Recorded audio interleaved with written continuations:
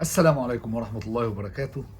اللهم صل وسلم وبارك على سيدنا محمد وعلى آله وصحبه أجمعين. بداية أنا حابب أشكر حضراتكم على الدعم اللي على آخر فيديوهين موجودين، وخصوصا آخر فيديو يعني كمية المشاهدة بدأت تعلى والدنيا بدأت تتظبط كده، وكله بدعم حضراتكم وبدعم كل واحد بيشوف الفيديو. ولكن برجوكم ان احنا نشتغل بقى شوية على اللايكات وعلى المشاركات. كل اللي يتفرج على الفيديو يدوس سبسكرايب ويدوس لايك. انا بقى كنت حابب اتكلم في الحلقة دي على حلقة امبارح شفتها في التلفزيون يعني، والنهاردة كان ليها صدى كبير جدا. كانت مع المذيع الاعلامي مهيب عبد الهادي والكابتن احمد سليمان والكابتن سيد عبد الحفيظ مدير الكرة السابق بالنادي الاهلي. هو انا بس كان عندي استفسار كده في البدايه، هو الكابتن احمد سليمان لو الكابتن سيد عبد الحفيظ ما ضحكش عليه وقف عليه وطلع يقلش عليه، هو ما بيروحش ينام مرتاح يعني هو ده كان سؤالي بصراحه.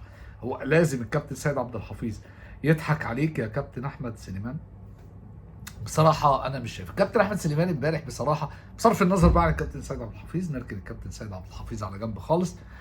آه، انا عايز اتكلم في اللي قاله الكابتن احمد سليمان. الكابتن احمد سليمان امبارح طلع مش بس سوح نفسه ولا عمل لنفسه مشكله، ده حط مجلس اداره نادي الزمالك في مشكله، ومشكله كبيره قدام جمهور الزمالك قبل جمهور الاهلي قبل جمهور مصر كله يعني. عايزين نعرف ايه اللي قاله الكابتن احمد سليمان. طيب، احمد سليمان امبارح اول حاجه قالها كان بيتكلم في ان هو معترض جدا ومتضايق جدا وزعلان علشان محمد عواد ما لعبش الماتش بتاع امبارح قدام بتسوانا، واللي لعب الكابتن مصطفى شوبير.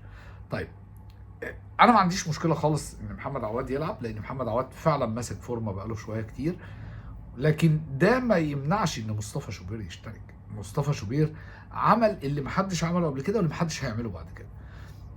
عامل 9 كلين شيت في اهم بطوله بتحصل في افريقيا، ودي حاجه مش سهله. ومصطفى شوبير مستواه الكل عارفه، ومفيش اتنين يختلفوا على ان مصطفى شوبير حارس مرمى محترم وحارس مرمى ينفع يمثل منتخب مصر. محمد عواد ماشي، محدش قال انه وحش، بالعكس هو ماسك فورمه من ساعه ماتش السوبر الافريقي يعني. ولكن ده ما يمنعش ان مصطفى شوبير يلعب، يعني اي واحد من الاتنين كان هيبقى موجود كان هيبقى كويس. واحنا شفنا مصطفى شوبير ومستواه امبارح كان عامل ازاي، ما كانش وحش، وشفنا الكوره اللي صدها وكان تصدي عالمي يعني. دي اول نقطه. لكن كابتن احمد سليمان صرح تصريح يعني انا شايفه وملوش غير مسمى واحد عندي، الا وهو انه تصريح كارثي. انه يقدر يقول انا مش هدي لعيبتي تاني لمنتخب مصر. إيه ده؟ يعني ايه؟ يعني ايه مش تدي لعيبتك تاني لمنتخب مصر؟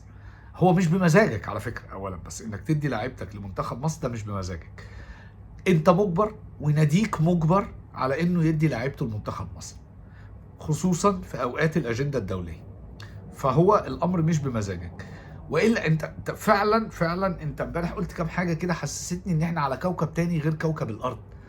يعني انت مش عايش معانا، يا اما الاستباحه عاليه قوي بقى يعني زي ما بيتقال فعلا كده. انا شفت لقطه كده في فيديو، الحشيش تمام فهو تمام، يعني واضح انه تمام، والا لو مش تمام انت مش تطلع تقول الكلام ده.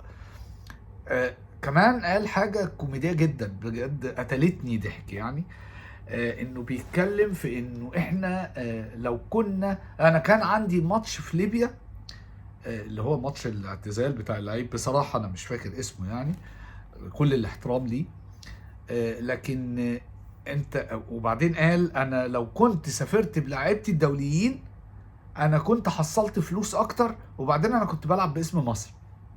ايه يا عم اللي انت بتقوله؟ اذا كان ده منتخب مصر اصلا اللي بيلعب يعني مش محتاج تقول انا بمثل مصر. منتخب مصر فعليا اللي كان بيلعب، اللي كان معاه لعيبتك الدوليين. وبعدين منتخب مصر واخد 5 لعيبه من الزمالك، لعب منهم على مدار الماتشات 4 لعيبه، ومنهم محمد شحاته اتصاب ولعب محمد عواد، وفي 2 تاني لعيبه انا مش فاكر مش متذكر. سوري، محمد عواد ما لعبش، هو محمد وعواد بس اللي ما لعبش.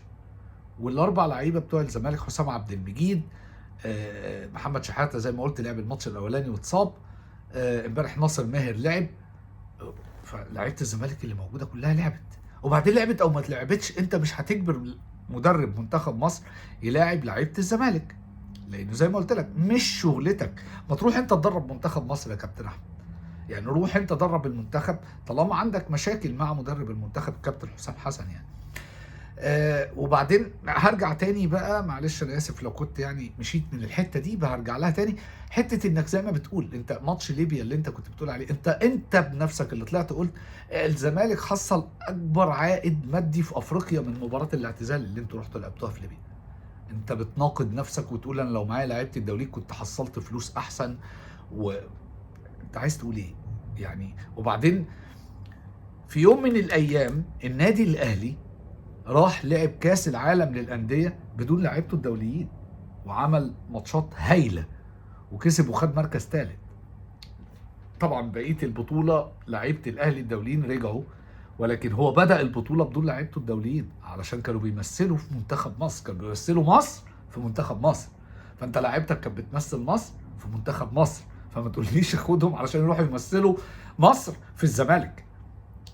فيا كابتن احمد لو سمحت، قبل ما تطلع الكلمه من على لسانك، يا ريت تعديها على مخك في فلتر كده ربنا خلقه لنا في المخ، نفلتر الكلام نشوف ايه اللي ينفع يتقال وايه اللي هيبقى بالنسبه لنا عباره عن هري وملوش اي 30 لازمه، وما يكبركش ولا يكبر نادي الزمالك، بالعكس ده يصغرك ويقل من النادي.